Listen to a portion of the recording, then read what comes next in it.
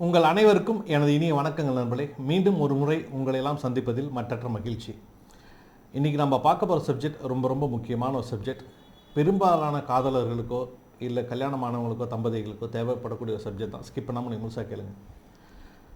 இன்றைக்கி இருக்கக்கூடிய தேதியில் ஒரு கணவனோ மனைவியோ இல்லை காதலனோ காதலியோ எந்த விஷயத்தினால பிரிஞ்சு போயிடுறாங்க. ஸோ பெரும்பாலும் எந்த விஷயத்தினால அவங்களுக்கு பிரிவு ஏற்படுது அப்படின்னு சொல்லி கேட்டிங்க அப்படின்னா, நம்ம என்ன நினைக்கிறோம் அப்படின்னா, சீட்டிங், அவங்க துரோகம் பண்ணிடுறதுனாலையோ இவங்களுக்கு தெரியாமல் அவங்க தப்பு பண்ணிடுறதுனாலையோ தான் இன்றைக்கி பெரும்பாலான பிரிவுகள் நடக்குது அப்படின்னு சொல்லி நம்ம நினைக்கிறோம்.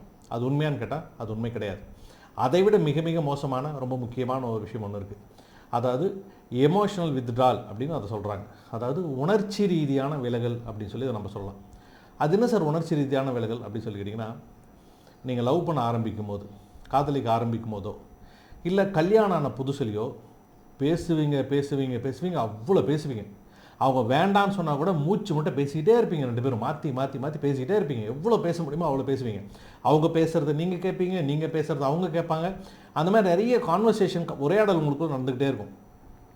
ரெண்டு பேத்துக்குள்ளே இருக்கக்கூடிய பாண்டிங்கை எது ரொம்ப வலுவாக்குது, ரெண்டு பேத்துக்குள்ளே இருக்கக்கூடிய பிணைப்பை எது ரொம்ப உறுதிப்படுத்துது அப்படின்னு சொல்லி கேட்டிங்க அப்படின்னா இந்த கான்வர்சேஷன்ஸ் தான், இந்த உரையாடல்கள் தான். ஏன்னா ஆரம்பத்தில் அதை தவிர வேறு எதுவுமே உங்களுக்கு தெரியாது ஒருத்தரை பற்றி ஒருத்தர். அப்போ நீங்கள் திரும்ப திரும்ப பேசக்கூடிய விஷயங்கள் தான் அவங்களுக்குள்ள ஒரு அந்யோன்யத்தை கொடுக்குது, ஒரு மன ரீதியான ஒரு நெருக்கத்தை கொடுக்குது, ஒரு உணர்ச்சி ரீதியான ஒரு நெருக்கத்தை கொடுக்குது. அதனால தான் அவங்க கொஞ்சம் கொஞ்சமாக அவங்களை அதிகமாக காதலிக்க ஆரம்பிக்கிறாங்க. ஒரு குடும்பமாக இருந்தாலுமே கூட புதுசாக கல்யாணத்துக்கு அப்புறம் கொஞ்சம் கொஞ்சமாக அவங்ககிட்ட ரொம்ப ஈடுபாட்டோடு வர ஆரம்பிக்கிறாங்க. அப்போது கொஞ்ச நாள் கழிச்சுட்டு இவ்வளோ பேசுகிறீங்கல்ல, கொஞ்ச நாள் கழிச்சுட்டு என்ன ஆகுது அப்படின்னு சொல்லி கேட்டிங்க அப்படின்னா, இந்த பேச்சு கம்மியாக ஆரம்பிக்குது, இந்த உரையாடல் கம்மியாக ஆரம்பிக்குது, இந்த கான்வர்சேஷன், இந்த கம்யூனிகேஷன் உங்கள் ரெண்டு பேத்துக்குள்ளே கம்மியாக ஆரம்பிக்குது. ஒரு கேப் வருது. நீங்கள் என்ன நினைக்கிறீங்க, அவ்வளோதான் முடிஞ்சு போச்சு, இதுக்கு மேலே பேசுறதுக்கு என்ன இருக்குது, அதான் லவ் பண்ணி 1 வருஷம் 2 வருஷம் ஆயிடுச்சு இல்லை, இனிமேல் பேசுறதுக்கு என்ன இருக்குது, அதான் கல்யாணம் ஆகி 1 வருஷம் ஆயிடுச்சு இல்லை, இனிமேல் பேசுறதுக்கு என்ன இருக்குது அப்படின்னு சொல்லிட்டு அந்த விஷயங்களை நீங்கள் கம்மி பண்ண ஆரம்பிக்கிறீங்க. ஆனால் இந்த விஷயத்தை நீங்கள் கம்மி பண்ண ஆரம்பிக்கும் போது தான் இந்த உணர்ச்சி ரீதியான விலகல் அப்படிங்கிறது ஆரம்பிக்குது. அதாவது இந்த எமோஷனல் வித்ட்ரால் அப்படின்னு சொன்னால் இது ஆரம்பிக்குது. அவங்க நீங்கள் பேசுகிறத குறைக்கும் போது அவங்க என்ன நினைக்கிறாங்க அப்படின்னா, இனிமேல் இவர்கிட்ட நம்மளுக்கு முக்கியத்துவம் இல்லை போல இருக்குது, இவரும் நம்மளை அவாய்ட் பண்ணுறாரு, நிறைய விஷயங்களுக்கு நம்மளை கன்சிடர் பண்ண மாட்டாங்கிறாரு. முன்னெல்லாம் அவரை பற்றி எல்லா விஷயமும் பேசுவார், அவரோட காலேஜ் வாழ்க்கையை பற்றி பேசுவார், அவரோட ஸ்கூல் வாழ்க்கையை பற்றி பேசுவார், ஆஃபீஸில் என்ன நடக்குதுலாம் டெய்லி சொல்லிக்கிட்டே இருப்பார், அவருக்கு பிடிச்ச விஷயங்களை பற்றி பேசுவார். ஆனால் இப்போலாம் ஒரு ஆஃபீஸ் விஷயத்தை பற்றி பேசுகிறதே இல்லையே. ஸோ பண விஷயத்தை பற்றி மட்டும் தான் பேசுகிறாங்க. ஓகே, நீங்கள் வீட்டுக்குள்ளே எல்லாம் 1 வேர்டில் ஆன்சர் பண்ணுறது. கொஞ்ச நாள் கழிச்சுட்டு என்ன பண்ணுறது, பணம் வேணுமா, அதை டேபிள் மேலே வச்சுருக்கிறேன், சாப்பாடு கட்டி வச்சுட்டா ஓகே நான் எடுத்துகிட்டு போயிடுறேன். அந்த மாதிரி நீங்கள் கொஞ்சமாக அந்த 1 வேர்டில் ஆன்சர் பண்ண ஆரம்பிக்கிறீங்களா கொஞ்ச நாள் கழிச்சுட்டு கல்யாணம் ஆகிட்டு. அப்போ தான் இந்த உணர்ச்சி ரீதியான விலகல் ஸ்டார்ட் ஆக ஆரம்பிக்குது. இது அவங்களுக்கு பார்த்தீங்கன்னா இந்த கம்யூனிகேஷன் கேப் அவங்களுக்கு அவங்க முக்கியத்துவம் இல்லை அப்படிங்கிற ஒரு உணர்வை கொடுக்க ஆரம்பிச்சது. ஏன் அப்படின்னா, நீங்கள் பேசலனாவே, நீங்கள் அதிகமாக பேசிக்கிட்டு இருந்த ஒருத்தர் திடீர்னு ஒரு வார்த்தையில் பதில் சொல்கிறாங்க அப்படின்னா, அப்போ எதிரில் இருக்கவங்க என்ன நினைப்பாங்கன்னு யோசிச்சு பாருங்கள். அவங்க ஏதாவது விஷயம் கேட்கும்போது நீங்கள் அதை புரிஞ்சுக்கிட்டு இன்னும் கொஞ்சம் நெருக்கத்தை அவங்க எதிர்பார்க்குறாங்க, நம்ம கூட ஒரு உணர்ச்சி ரீதியான ஒரு நெருக்கத்தை அவங்க எதிர்பார்க்குறாங்க, அதை புரிஞ்சுக்கிட்டு ஓ அப்படியா, சாரி நான் அந்த மாதிரி நடந்துக்கிறேன், தெரியல, ஓகே நான் கொஞ்சம் பேச ஆரம்பிக்கிறேன்னு சொல்லிட்டு மறுபடியும் அந்த கான்வர்சேஷனை நீங்கள் ரீவீல் பண்ணீங்க அப்படின்னா கண்டிப்பாக நீங்கள் ரொம்ப சந்தோஷமாக இருப்பீங்க. அதை விட்டுட்டு நான்லாம் கரெக்டாக தான் இருக்கிறேன், சரியாக தான் இருக்கிறேன், சும்மா உனக்கு இதே வேலையாக போச்சு, அதான் இத்தனை நாள் ஆயிடுச்சுல கல்யாணம் ஆகி அப்படின்னு சொல்லிட்டு நீங்கள் போனீங்க அப்படின்னா கண்டிப்பாக அந்த விலகல் என்னாகும், கொஞ்சம் ஜாஸ்தி ஆகிட்டே இருக்கும். அதாவது திருமணம் ஆகிட்டு வரும்போதோ இல்லை காதலிக்கும் போதோ ஒரு காதலனோ காதலை எந்த விஷயத்தை எதிர்பார்க்குறாங்கன்னு எனக்கு சொல்லுங்கள் பார்க்கலாம். கல்யாணம் ஆகிட்டு வரும்போது பணத்தை மட்டும் எதிர்பார்த்துட்டு வராங்களா? கிடையாது. இல்லை உடல் ரீதியான தேவைகள் நிறைவேற போகுது அப்படிங்கிறது ஃபிசிக்கல் ரிலேஷன்ஷிப் இருக்குல்ல, அதை மட்டும் எதிர்பார்த்து வராங்களா? கண்டிப்பாக கிடையவே கிடையாது. உணர்ச்சி ரீதியான ஒரு பிணைப்பு இல்லையா? ஸோ ஒரு எமோஷனல் அட்டாச்மெண்ட், அதை நினச்சி தான் எல்லாருமே கல்யாணம் பண்ணிக்கிறோம், அதை விரும்பி தான் எல்லாருமே கல்யாணம் பண்ணிக்கிறோம். அது இருக்குது அப்படின்னு சொல்லிட்டு தான் ஆரம்பத்தில் காதலனோ காதலியோ சொல்கிறாங்க. இந்த எமோஷனல் அட்டாச்மெண்ட் அவனுக்கு நான் கொடுப்பேன் அப்படின்னு சொல்லிட்டு தான் கல்யாணமே நம்ம பண்ணிக்கிறோம். ஆனால் கொஞ்ச நாள் ஆக ஆக இந்த எமோஷனல் அட்டாச்மெண்ட்டை நம்ம கம்மி பண்ண ஆரம்பிக்கிறோம். நம்மளோட தானே இருக்கிறாங்க, இனிமேல் எங்கே போயிடுவாங்க அப்படின்னு சொல்லிட்டு கம்மி பண்ண ஆரம்பிக்கிறோம். என்ன நினைக்கிறாங்கன்னு சொல்லி கேட்டிங்கன்னா, அவளோட தேவையெல்லாம் நான் நிறைவேற்றிக்கிட்டு தானே இருக்கிறேன், அப்போ அவளுக்கு என்ன பிரச்சனை, அவளுக்கு தேவையானதில் வாங்கி கொடுத்து தானே இருக்கிறேன், அப்புறம் என்ன பிரச்சனை அப்படின்னு சொல்லி கேட்குறீங்க அப்படின்னா, நீங்கள் வாங்கி கொடுக்கின்ற விஷயங்கள் அவர்களுடைய தேவையை நிறைவேற்றலாம். தேவையை நிறைவேறும் போது சந்தோஷம் மட்டும்தான் கிடைக்கும், நிம்மதி கிடைக்கவே கிடைக்காது.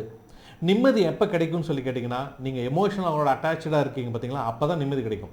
என் கூட கொஞ்சம் டைம் ஸ்பெண்ட் பண்ணுங்களேன், என் கூட கொஞ்சம் இருங்களேன், என் கூட கொஞ்சம் பேசுங்களேன்னு சொல்லி கேட்கும்போது அதையெல்லாம் நீங்கள் திருப்பி கொடுத்தீங்க அப்படின்னா அதுதான் அவங்களுக்கு உண்மையிலே நிம்மதியை கொடுக்கும். நண்பர்களே, சந்தோஷம் அப்படிங்கிறது வேறு, நிம்மதி அப்படிங்கிறது வேறு. சந்தோஷத்தை மட்டுமே திருப்பி கொடுத்துட்டு இருக்கிறது வாழ்க்கையாகவே ஆகாது, நிம்மதியை கொடுக்கணும். சந்தோஷத்தோடு கூடிய நிம்மதியை யார் கொடுக்குறாங்களோ அந்த குடும்பம் மட்டும்தான் ரொம்ப சந்தோஷமான ஒரு குடும்பமாக இருக்கும்.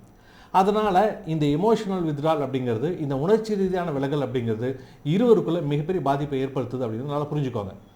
ஸோ என்ன பண்ணுறது அப்படின்னா, குடும்பத்துக்குள்ளார போயிட்டு ஒன் வேர்டில் ஆன்சர் பண்ணுறது, இல்லை பெருசாக வந்து அட்டாச்மெண்ட் இல்லாத மாதிரி நடந்துக்கிறது, இல்லை அவங்க ஏதாவது ஒரு விஷயம் கேட்டாங்க அப்படின்னா அந்த கேட்கறதுக்கு ஒரு வார்த்தையில் பதில் சொல்லிட்டு அவங்க பெருசாக முக்கியத்துவம் இல்லை, அவங்களுக்கு இந்த விஷயத்த சொல்ல வேண்டிய அவசியம் இல்லை, போய் பாருவோம் வேலையை அப்படின்னு சொல்லிட்டு நீங்கள் போகிறது, இந்த மாதிரி விஷயங்கள்லாம் கண்டிப்பாக அவங்களுக்கு தெளிவாக தெரிஞ்சிடும். இவர் வந்து முன்ன மாதிரிலாம் பழகிறதில்ல, முன்ன மாதிரி நம்ம மேலே அன்பாக இல்லை, பாசமாக இல்லை அப்படின்னு அவங்க வந்து யோசிக்க ஆரம்பிப்பாங்க.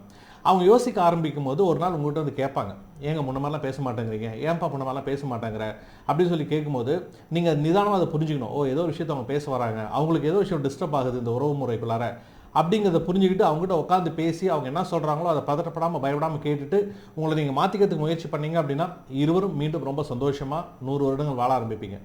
அப்படி இல்லாமல் நான் எல்லாம் கரெக்டாக தான் பண்ணிட்டு இருக்கேன், சும்மா நைன்னு எப்போ தான் பண்ணிட்டு இருக்கேன், போய் வேலையை பாரு அப்படின்னு நீங்கள் சொன்னீங்க அப்படின்னா அவங்க கம்முன்னு போயிடுவாங்க. ஆனால் அந்த எமோஷனலாக அவங்க டிட்டாச் ஆகிறாங்க பார்த்தீங்களா, அந்த உணர்ச்சி ரீதியான வேலைகளில் இருக்கிறாங்கன்னு சொல்கிறேன் பார்த்தீங்களா, அது வந்து ஜாஸ்தி ஆகிட்டே போகும். ஒரு நாள் 10% இருக்கிறது அப்படி அப்படியே கொஞ்சமாக மாதிரி 100% ஆகிடும். அது 100% ஆகும்போது அவங்களுக்கு தெளிவாக தெரிஞ்சிடும், இவர்கிட்ட என்ன கேட்டாலும் பிரயோஜனம் கிடையாது, இவர் என்ன கேட்டாலும் பேச போகிறது கிடையாது, இவர் நமக்கு டைம் கொடுக்க போகிறது கிடையாது, இனிமேல் இப்படி தான் நம்ம வாழ்க்கையை வாழ்ந்தாகணும் அப்படிங்கிற மாதிரியான ஒரு முடிவுக்கு வந்துடுவாங்க. அந்த முடிவுக்கு வந்ததுக்கப்புறம் அவங்க பாட்டுக்கு அங்கே வாழ்ந்துக்கிட்டு இருப்பாங்க, நீங்கள் பாட்டுக்கு வாழ்ந்துகிட்டு இருப்பீங்க. ஏதோ ஒரு பக்கம் வாழ்க்கை வந்து மாற்றி மாற்றி ஓடிக்கிட்டே தான் இருக்க போகுது. இதில் எங்கே காதலோ அன்போ இருக்குன்னு சொல்லுங்கள் பார்க்கலாம், இதில் எங்கே வந்து அக்கறை இருக்குன்னு சொல்லுங்கள் பார்க்கலாம். இருவரும் ஒருத்தர் புரிஞ்சுக்கணும், இருவரும் ஒருத்தருக்கு ஒருத்தர் நேரம் கொடுக்கணும், இருவரும் ஒருத்தருக்கு ஒருத்தர் வந்து அனுசரித்து போகும்போது மட்டும்தான் உங்களுடைய குடும்பத்தில், இல்லை நீங்கள் காதலர்களாக இருந்தீங்க அப்படின்னா உங்களுக்குள்ளார அந்த சந்தோஷம் வந்து நிரந்தரமாக இருக்கும். நாளைக்கு நீங்கள் திருமணம் பண்ணிக்க போகும்போதும் இந்த விஷயங்கள் தான் உங்களுக்கு ரொம்ப முக்கியமான விஷயமா தெரியும். நீங்கள் கல்யாணம் பண்ணிக்கிட்டு இருந்தாலும் இந்த ஒரு எமோஷனல் டிட்டாச்மெண்ட்னு சொல்கிறோம் பார்த்தீங்களா, இந்த உணர்ச்சி ரீதியான விலகல் இல்லாமல் நீங்கள் பார்த்துக்கிட்டீங்க அப்படின்னா ரொம்ப சந்தோஷமாக இருப்பீங்க. இந்த உணர்ச்சி ரீதியான விலகல் ஏன் இவ்வளோ மோசமானதுன்னு சொல்லி கேட்டிங்க அப்படின்னா, இது உங்களுக்கு தெரியவே தெரியாது. நீங்கள் ஒரு தப்பு பண்ணுறீங்க அப்படிங்கிறது நீங்கள் உணரவே மாட்டீங்க. இது நம்மளுக்குள்ளார ஒரு பிரிவை கொடுத்துட்டு இருக்குது அப்படிங்கிறத அந்த தம்பதிகளோ கலவரம் உணரவே மாட்டாங்க. அதுதான் இங்கே பெரிய பிரச்சனையே. அவங்க உணர்ந்துக்கிட்டாங்கன்னா அதை சரி பண்ணிக்குவாங்க. அதை உணர்ந்துக்காமல் போகிறது தான் அங்கே பெரிய பிரச்சனை. அதை உணரும்போது அடுத்தவங்க வந்து சொல்லும் போது ஆமாம் இல்லை அப்படின்னு உட்காந்து கேட்டு அதை சரி பண்ணிக்கிட்டீங்க அப்படின்னா கண்டிப்பாக நீங்கள் சந்தோஷமாக இருப்பீங்க. ஸோ ஆகவே நண்பர்களே, நண்பிகளே, இந்த எமோஷனல் டிட்டாச்மெண்ட், இந்த உணர்ச்சி ரீதியான விலகல் உங்களுக்குள்ளே வராமல் பார்த்துக்கிட்டீங்க அப்படின்னா கண்டிப்பாக 100 வருஷம் நீங்கள் சந்தோஷமாக இருப்பீங்க. இந்த வீடியோ உங்களுக்கு பிடிச்சிருந்தது அப்படின்னு லைக் பண்ணுங்கள், ஷேர் பண்ணுங்கள். நம்ம சேனலை சப்ஸ்கிரைப் பண்ணாமல் இருந்தீங்கன்னா சப்ஸ்கிரைப் பண்ணுங்கள். தொடர்ந்து இந்த மாதிரி வாழ்வியல் சம்மந்தப்பட்ட நல்ல விஷயங்களும் உங்களை நான் சந்திக்கிறேன். உங்கள் அனைவரது வாழ்க்கைக்கும் எனது மனப்பூர்வமான வாழ்த்துக்கள்.